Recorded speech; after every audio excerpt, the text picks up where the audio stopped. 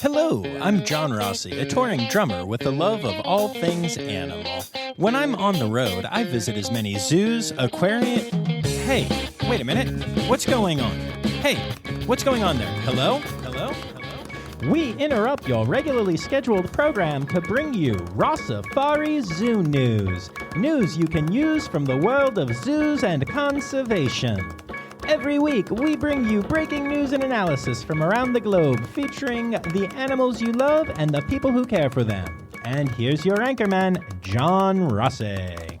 Hi, hello, how are you? Welcome back to Rossifari Zoo News, your weekly look at everything going on in the world of zoos, aquariums, and conservation news. We'll start off with a quick reminder that this is a crowdsourced news program, so if you see any zoo newsworthy stories that you would like to hear discussed on these episodes, go ahead and send them to me. You can email me, rossifaripod@gmail.com. You can tag me in them on social media at Rossifari or on TikTok at RossifariPod. And of course, make sure you're following all those things while you're there. And I'll say your name at the end of the episode and say thanks, and it'll just be lovely. So that's how this works. Not much to report on this week in the life of John Rossi, but I will tell you this. I was on the TV again.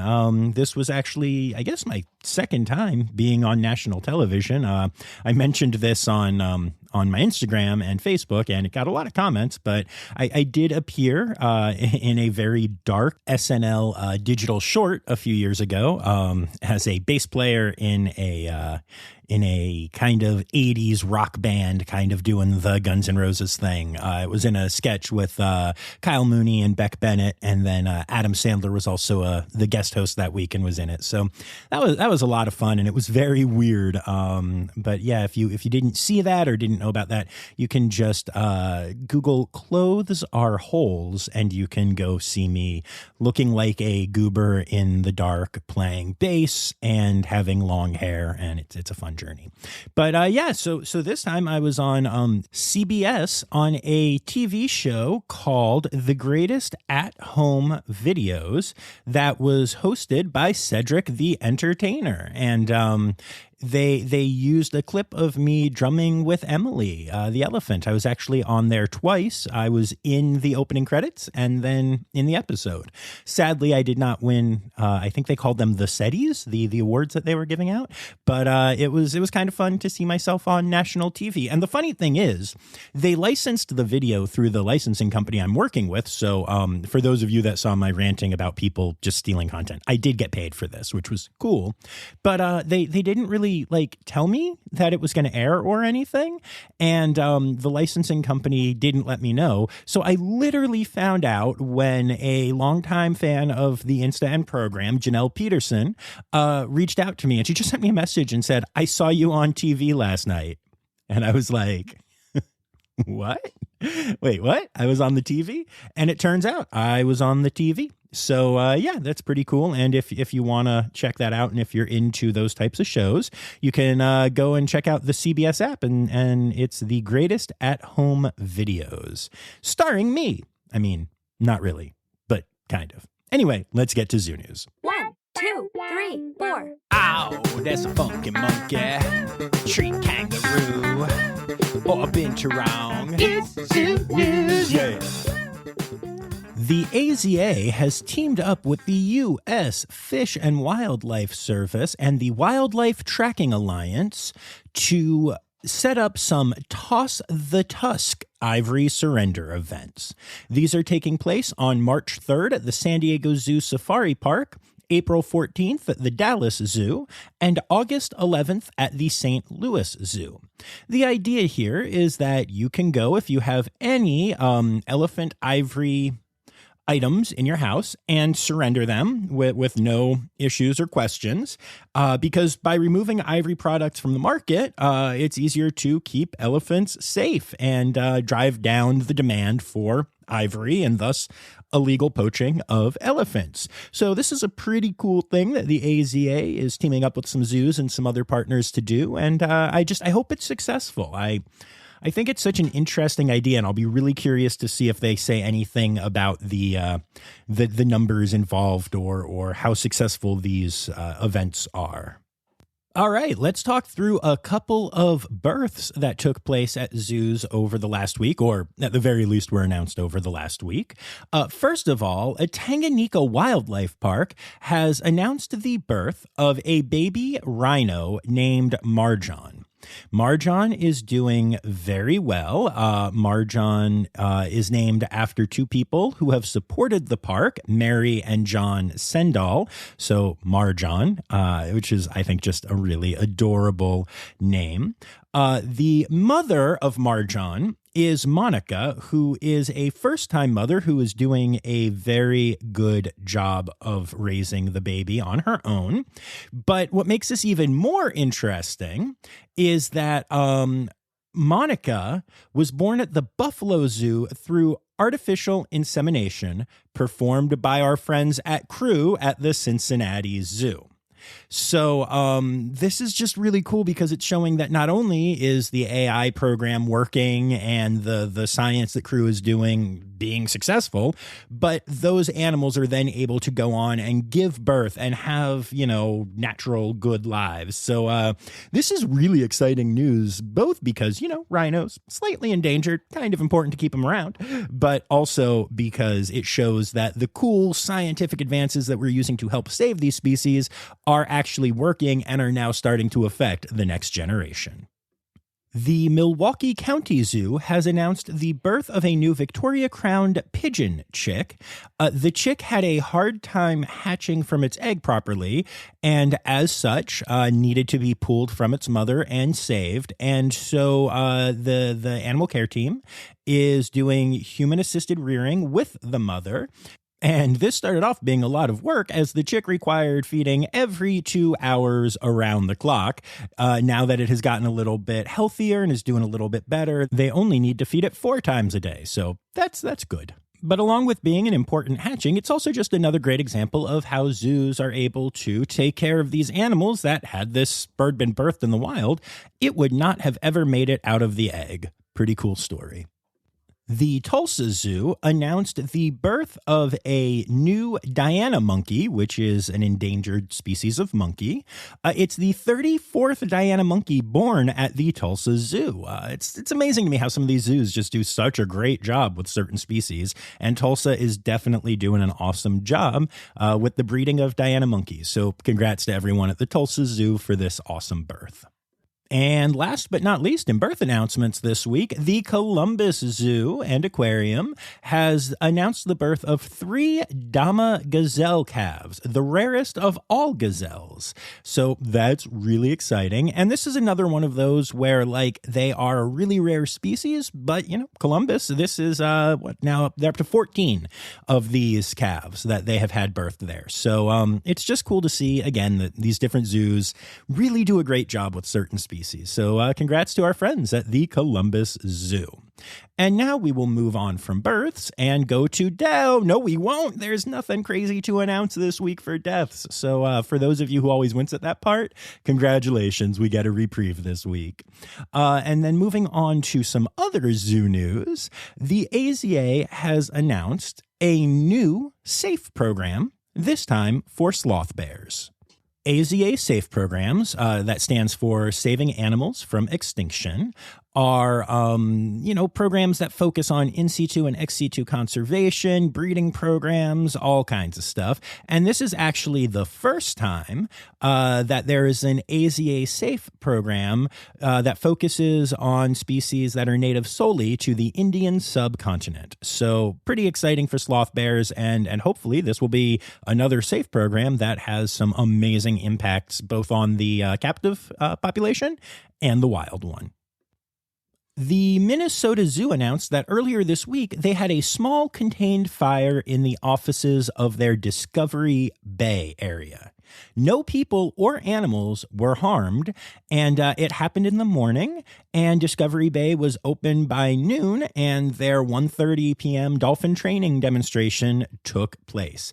It turns out that the staff did a great job, was well trained, and knew how to handle this exact emergency, which again, this is why emergency preparedness at zoos is so important. So congrats to everyone at the Minnesota Zoo for doing such an incredible job and handling an emergency situation so well. Gotta love it when there are no injuries when an emergency happens. Y'all, I love the North Carolina Zoo. It's a really great place. It is a huge zoo. You walk so much when you are there in just the best way. Tons of animals that have tons of space. I've been there a few times and it's really beautiful. We actually have an episode dropping soon from that zoo that you are going to love. And they have announced that they will be developing a new area that is scheduled to open in 2026, which is a 10-acre Asia continent expansion that will highlight iconic species such as tigers, Komodo dragons, Asian otters, cranes, hornbills, and many more exciting additions. I'm crossing my fingers that red pandas get there, but they're not in this announcement yet. Anyway, I need to make some contacts, talk to some people, try and give them the Rossifari bump, But this is really exciting because I feel like the North Carolina Zoo is truly one of the biggest zoos out there, at least in terms of not only how much walking you can do, but also how much you can see in that space. And I say that because if you ever are a nerd like me and go, oh, I'm embarrassed to even admit I can't even believe I'm saying this. But yes, I have actually spent time comparing the sizes of zoos using their, Wikipedia entries or other information about them. But what's interesting is that there are a whole lot of zoos that own a lot of property that isn't developed. And so you could find out, like, even our friends at Elmwood Park Zoo are doing this big expansion now, and it's going to be really exciting. And it's going into an area that they've owned for a long time. So depending on what information you see when you look them up, you could think, oh, Elmwood Park Zoo, John always says it's a small zoo, but it's actually, significantly larger than he says. And that's not true because that land isn't developed yet. It will eventually be true. But so anyway, my point is North Carolina Zoo, huge, getting huger. Yay. And hey, you're listening to a Zoo News podcast. So if you're laughing at me for going on Wikipedia to compare the sizes of different zoos, then I think you need to look in the mirror. But as we all know, it's not the size that matters. It's what you do with it, right? Right? I am such a goober. Anyway, moving on. The New England Aquarium announced recently that they are going to be working on a legislative agenda trying to reach out to the Massachusetts State House in order to have an impact on upcoming bills that could affect climate change and other things related to the ocean and animals that the New England Aquarium takes care of and also rescues. This is actually something I think is really cool and something that I would like to see more facilities start to do. We talk a lot about in situ conservation work and ex situ conservation work being done at these facilities. We talk about rescues and rehabilitation. We talk about education and ambassadors, but can't do a whole lot to help save this planet if the government isn't helping with that. And so the idea of, lobbying and being part of the political process, especially since people who work at these facilities are experts and understand this stuff, that seems really good to me. And it makes a lot of sense. And I'm really excited to see New England Aquarium getting so heavily involved. And honestly, I love that they're doing it at the state level because they are a really popular, really known entity in Massachusetts. And so I think that's a great place to start. And I'd love to see more of this, or if it's already happening at other facilities, I would love to hear about more of this happening because I think that's very cool. And speaking of wildly important politics, it's official. Mei Lin is the winner and has been elected the first ever president of the Utica Zoo. Mei Lin is a gorgeous young red panda who I just recently got to see at the Utica Zoo. Again, you should change your name to Zootica, just saying. Maybe that will be on Maylin's agenda for the year. So this is a different kind of political process, but it's great to see that the person who should have won here. So congratulations to Maylin. And I'm curious to know, do you think that she won because of the in-person vote, or do you think she got a lot of Maylin ballots? Oh, I actually stole that. It was on their sign. I can't take credit for that joke, even though it's bad enough that normally I could. And continuing with a couple of other follow-up stories, we all know that the Memphis Zoo recently lost Lala, one of their giant pandas, which I pronounced wrong when I announced it. It is pronounced Lala, despite being spelled L-E-L-E. And they put out a really great TikTok this week explaining what happened with Lala and explaining how the 10-year lease agreement about the pandas worked and how many different veterinarians and experts were consulted and how they shared the blood test results and veterinary results and all these things and saying, look, this panda was geriatric, but was well taken care of. There's no conspiracy. All of the dumb stuff that we have talked about, people saying about the Memphis Zoo being bad and not taking care of these pandas, it was just not true. And we know that, and we've talked about that on the podcast here before. But they did a really nice job detailing it and not being rude and not calling it the dumb stuff like I just did. And people were horrible. As you can imagine, people started doing a concentrated campaign against the zoo on their social media.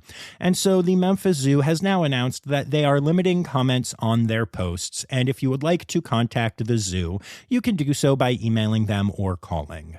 I'm not going to lie. My initial reaction to reading that was, look, you're in the zoo field. And there are people that are opposed to things, and limiting what they can say, I don't know. It doesn't seem like the best idea to me. But then I thought about it more, and I realized that I was wrong. I push for zoo transparency, but the Memphis Zoo has been wildly transparent with this whole situation since well before Lala died. I mean, they have been awesome with talking through these concerns that people had about the pandas being well taken care of. And people are just horrible. And you know what? Self-care is real. The zoo field is one where people get attacked mercilessly. I know I've mentioned on here before that I have had my life threatened because of doing this podcast and drumming with Emily specifically. It's insane. People are cuckoo banana pants, I think is the technical term. And so you know what? Self-care matters. There are people on the other end of those comments. We've interviewed some of them, not at Memphis, but you know Elena Bell at Akron, and you've heard snippets of people like Lauren at Adventure Aquarium, and these are people who have become friends of mine, and I know what those comments can do, and I know how hard it can be, and these are zoos that haven't been getting like crazy attacks like Memphis has. So I just want to say officially, awesome job, Memphis Zoo. Good job taking care of yourselves, your staff, and also, good job with your pandas. Good job treating this sensitive and challenging time seriously, being transparent, and I'm sorry that people suck. Rossifari stands with the Memphis Zoo, 100%. And last but not least, to not leave you with a bad taste in your mouth about how horrible people are, we'll touch on a story that deals with a horrible person, but has a happy ending. So slightly better, I guess. As you all know, there was a lot of drama at the Dallas Zoo recently, and it turns out that Bella and Finn, the emperor tamarin monkeys that were stolen from the zoo, are finally back home in their habitat at the Children's Zoo. And you might be thinking to yourself, John, this is old news. You told us that they got back to the zoo a while ago, remember? But they still had to go through a quarantine period, just like they would if they were, new animals coming to the zoo, because who knows what happened out there in the wild. And so Bella and Finn have made it through their quarantine and are back on exhibit, happy, healthy, and home. Yay. And last but not least in zoo news this week, we have some breaking news. This actually happened after I recorded most of the episode, but here I am talking about it. The St. Louis Zoo announced today, Thursday, February 23rd, that Ben, the Andean bear who escaped back on, I believe, February 7th, escaped again today. This happened despite the fact that the zoo did make improvements to his enclosure, including adding some secure stainless steel cargo clips, which are rated at 450 pounds tensile strength, which apparently was not enough to stop Ben from escaping again. So this was when the zoo was open, and it took staff about 50 minutes to get Ben resecured. In that time, the visitors to the zoo were moved to indoor areas and were kept safe. Everyone and all animals and such were safe. But second time in a month that Ben got out of his enclosure at the St. Louis Zoo. They are currently partnering with the Bear Tag to try to figure out exactly what to do to keep Ben secure. But this is, I'm not going to lie, I love the St. Louis Zoo, but this is a heck of a failure on their part to have a bear escape twice in 1 month. Including one time when people were at the zoo, and there could have been a very different ending to this story. So I really hope that they're able to fix this problem once and for all. Stereotypical animal podcast theme song. Here to bring you to conservation news. We're going to start with a really cool story out of Hawaii that I'm going to mispronounce a lot of words in because there's a lot of Hawaiian locations coming up here, so I'm just going to wing it.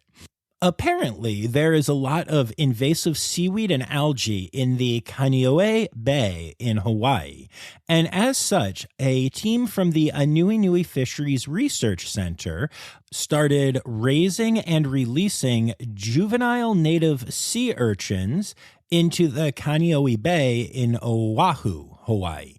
And the idea here is that they are part of an ecosystem-based management plan, which allows them to basically work as underwater gardeners and keep invasive seaweeds under control, which allows corals to grow and provides better habitat for reef fish and other marine life.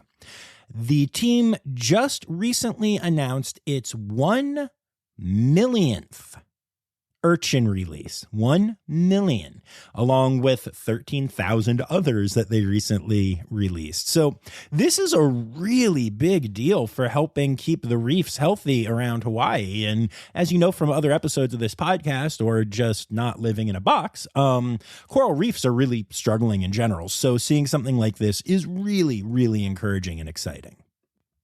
The Republic of Congo recently agreed to protect the Djeke Triangle by making it part of the adjacent Noabale Ndoki National Park, which is the only habitat in the world that is home to both gorillas and chimpanzees. So this is a really big deal.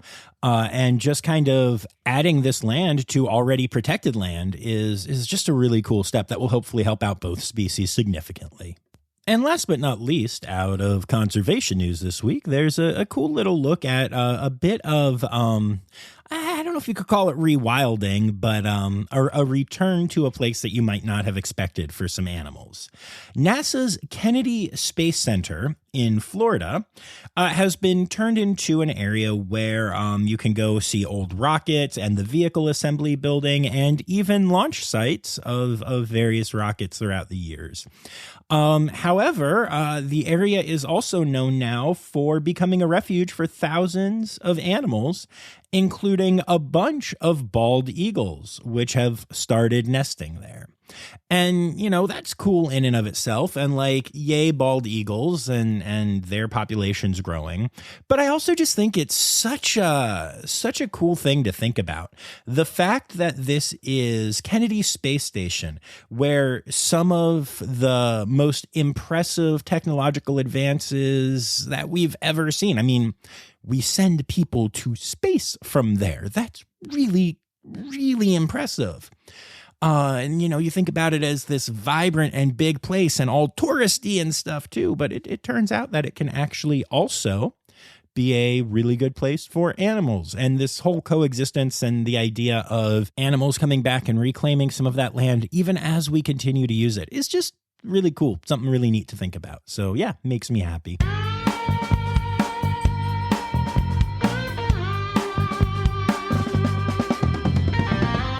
In other news.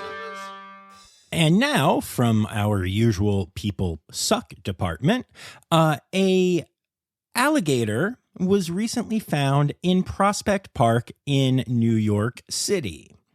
This is let's see here. I don't know, almost 5 foot long alligator that apparently was dumped in the park after being taken care of in the worst way possible.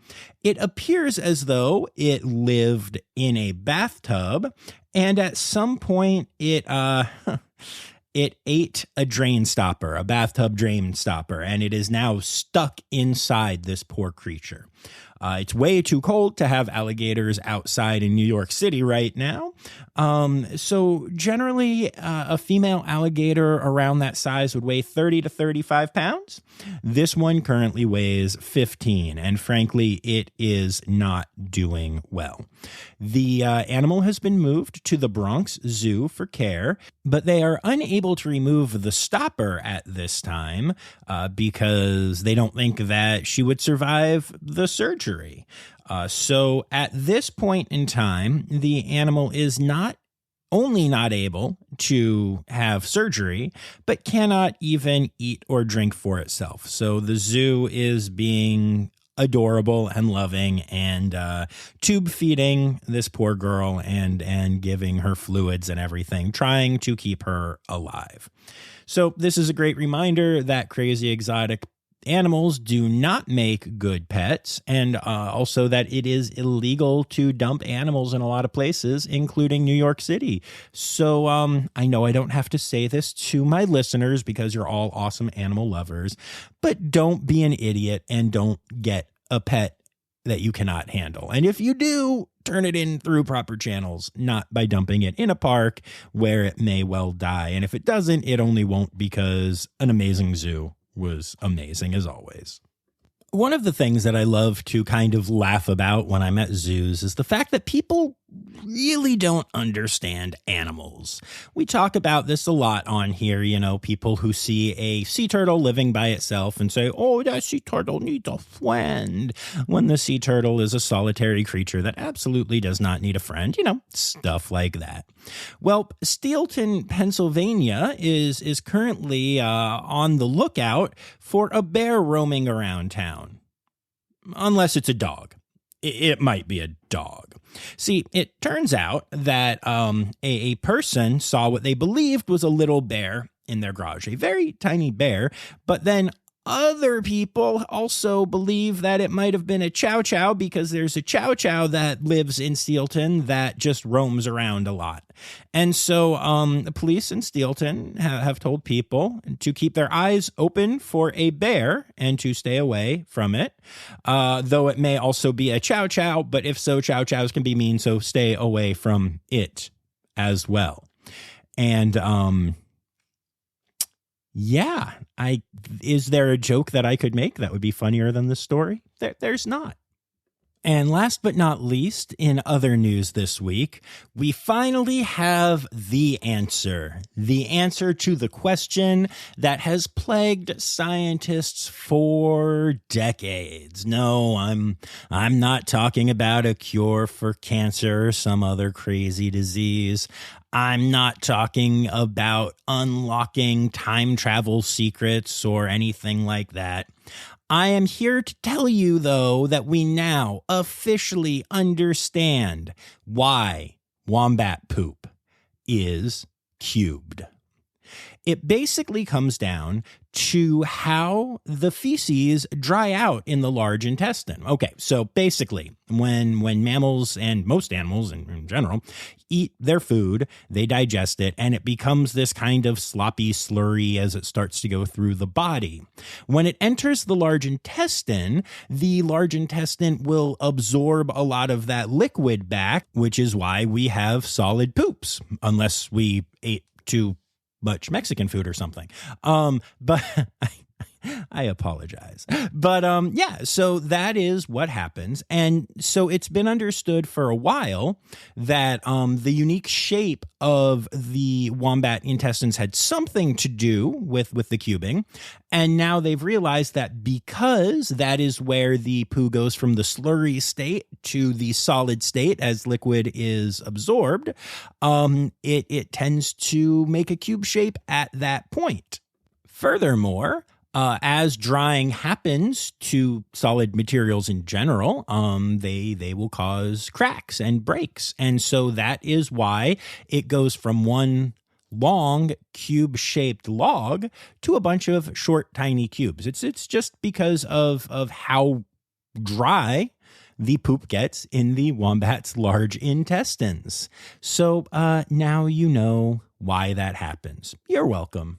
Oh, and in case you're wondering, this doesn't just apply to wombats. So basically, humans have about 75% water content in our stool, and so it's wetter than a lot of other animals, which is why we tend to produce tubes.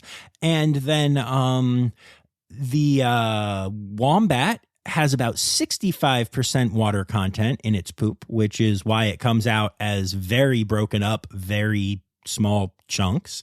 And when the water content is around 70%, that is when animals produce pellet-shaped poo. So it's really just a matter of 5% here and there, whether we are going to have small little consistent poops or long tubes of poop. And then the shape of our intestines helps determine the shape of the poop.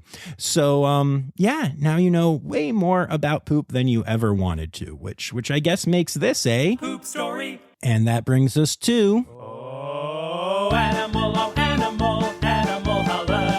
Animal holidays. Hey! All right, so this is the end of February and the beginning of March this week. So February is Adopt a Rescue Rabbit Month, International Hoof Care Month, Fishing Cat February, National Bird Feeding Month.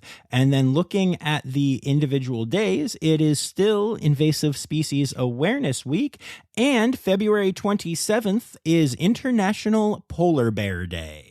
And then moving on to March, it's my birth month. Hello. We need to celebrate my birth all month because that's what I do. And also Dolphin Awareness Month. So me and the dolphins, that's what we need to think about this month. And then the first is National Pig Day. And I'm going to try to not let that hurt my feelings. And those are your animal holidays for the week.